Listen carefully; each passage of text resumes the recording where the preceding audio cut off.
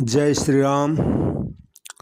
सभी श्रोताओं का मेरे संत कल्याण वाणी चैनल में हार्दिक स्वागत है।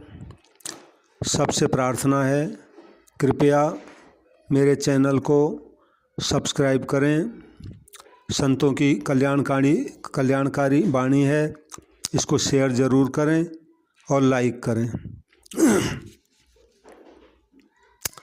पूज्य सेठ जी की साधनोपयोगी पत्र के अंतर्गत श्राद्ध के संबंध में उन्होंने जो कहा है वो मैं आपके सामने रख रहा हूँ।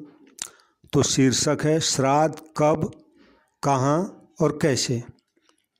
यानी श्राद्ध कब करना चाहिए, कहाँ करना चाहिए, कैसे करना चाहिए, इस पर उनकी वाणी है।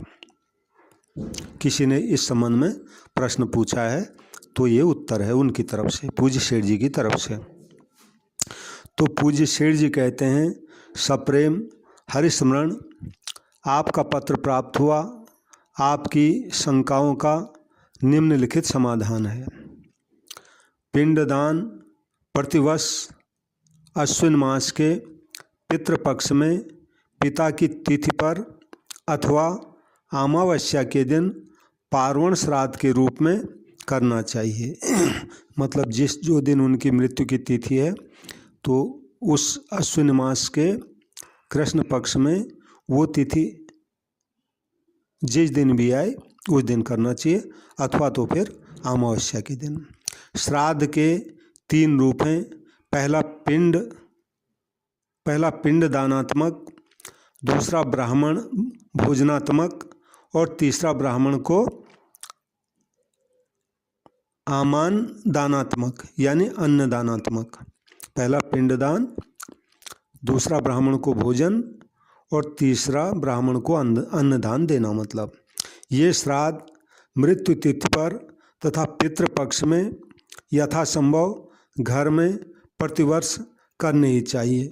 यानी 2 बार हो गया। एक तो मृत्यु तिथि, वो किसी भी महीने की हो उस तिथि पर श्राद्ध करना चाहिए। ये 3 काम करने चाहिए मतलब। और दूसरा जो असोज महीने में श्राद्ध पक्ष आता है कृष्ण पक्ष में, उसमें उनकी जो भी तिथि आए उस तिथि पर अथवा तो फिर अमावस्या के दिन, तो कह रहे हैं यथासंभव घर में प्रतिवर्ष करने ही चाहिए। इसके अतिरिक्त अब अन्य बता रहे हैं, तीर्थों में भी जाने पर श्राद्ध करने की महिमा है। पिंडदान के लिए मुख्य रूप से काशी में मणिकर्णिका घाट एवं पिशाच मोचन, प्रयाग में त्रिवेणी संगम, हरिद्वार में कुशावर्त घाट, नैमिषारण्य, नाभिगया में चक्र तीर्थ और गया विशेष रूप से 17 दिनों का श्राद्ध गया जी में, बद्रीनाथ में, बद्रीनारायण में, ब्रह्म कपाली में श्राद्ध करना चाहिए। केवल माता का श्राद्ध करना हो तो सिद्धपुर यानी मातृगया में करना चाहिए।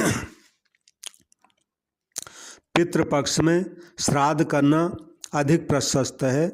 वैसे सुविधानुसार श्राद्ध कभी भी किया जा सकता है। पितर हैं, उनको कभी भी पिंड पानी हम दे सकते हैं। ये मतलब श्राद्ध कराने के लिए उपयुक्त पंडित प्राप्त न होने पर गीता प्रेस में प्रकाशित अंत्यकर्म श्राद्ध प्रकाश, गीता प्रेस में पुस्तक आती है अंत्यकर्म श्राद्ध प्रकाश, पुस्तक की सहायता से ब्राह्मण भोजनात्मक अथवा अन्नदानात्मक सांकल्पिक श्राद्ध कर सकते हैं। यानी पिंडदान नहीं भी दो तो ब्राह्मण भोजन और अन्नदान का ये संकल्पिक श्राद्ध कर सकते हैं।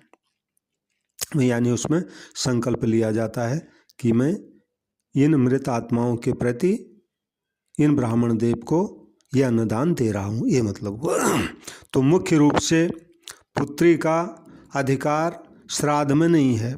पुत्री के पुत्र यानी दौहित्र का श्राद्ध करने का अधिकार है। यानी किसी का पुत्र नहीं है तो पुत्री श्राद्ध तो नहीं कर सकती, लेकिन पुत्री का पुत्र हो जाए तो अपने नाना नानी आदि का श्राद्ध कर सकता है, ये मतलब हुआ। आशा है आपके प्रश्नों का समाधान हो गया होगा। जय श्री राम। अब कोई दूसरे प्रश्न का उत्तर वो दे रहे हैं, वर्तमान दुख समय में हमारा कर्तव्य, ये शीर्षक है, वर्तमान दुख समय में हमारा कर्तव्य। प्रिय महोदय, सादर सप्रेम हरिस्मरण, आपका लिखना सत्य है कि आजकल धर्म और ईश्वर पर अश्रद्धा बड़े जोरों से बढ़ रही है। लोगों में इस तरह की भावना पैदा हो रही है कि ईश्वर और धर्म को मानना मूर्खता और परंपरागत कुसंस्कार का परिणाम है। ऐसी अवस्था में धर्म और ईश्वर को मानने वाले लोगों को उचित है कि वे यथासाध्य अपने कर्तव्य का पालन करें और धर्म तथा ईश्वर के न मानने से होने वाले दुष्परिणामों, आदि भौतिक, आदि दैविक और आध्यात्मिक तापों से देश को बचाने के लिए निम्नलिखित साधनों का उपयोग करें। यानी धरती में ये कायम रहे, क्या करना चाहिए? जो मानते हैं भगवान को, धर्म को, उनके लिए लिखा है। पहला, सभी लोग प्रतिदिन नियमित रूप से भगवान से प्रार्थना करें। दूसरा, सभी लोग प्रतिदिन भगवान के नाम का जप करें। विश्वासपूर्वक की जाने वाली प्रार्थना, विश्वासपूर्वक की जाने वाली भगवान की प्रार्थना और उनके नाम जप से सारे पाप ताप नष्ट हो सकते हैं, यह निश्चित है। तीसरा, धनी लोग प्रार्थना और जप के अतिरिक्त खुले हाथों धर्म की रक्षा के लिए दान करें। देखा जाए तो बहुत से धनी तो दान करते ही नहीं, जो करते हैं वे नाम के लिए प्रायः ऐसे ही कामों में दान करते हैं जिनसे उल्टे अधर्म की वृद्धि और धर्म पर कुठाराघाती होता है। धनियों को इस ओर विशेष ध्यान देना चाहिए। अधार्मिक भावना विशेष रूप से फैल गई तो उन्हें भी बहुत अधिक हानि उठानी पड़ेगी। चौथा, मठाधीशों, महंतों, गुरुओं और आचार्यों आदि को त्यागी, सच्चरित्र और विद्वान बनना चाहिए। वे अपने को धर्म का रक्षक मानते हैं और जब उनके ही चरित्र आदर्श न हो, कलंकपूर्ण हो, तब लोगों में धर्म और ईश्वर पर श्रद्धा कैसे रह सकती है? गुरु वर्ग सदाचारी, पूर्ण त्यागी, ईश्वरनिष्ठ, धर्मपरायण और विद्वान हो जाए तो धर्म की रक्षा बहुत सरलता से हो सकती है। पांचवा है आखिरी, स्त्रियों को पतिपरायण होना चाहिए और उन्हें नई लहर में न बहकर सतीत्व धर्म के आदर्श की ही रक्षा करनी चाहिए। शेष प्रभु कृपा। जय श्री राम, जय श्री राम।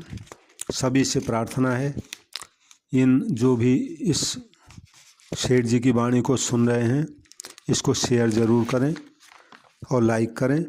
जय श्री राम। शेष अगले भाग में सेठ जी की वाणी में रखूँगा आपके सामने। जय श्री राम, जय श्री राम।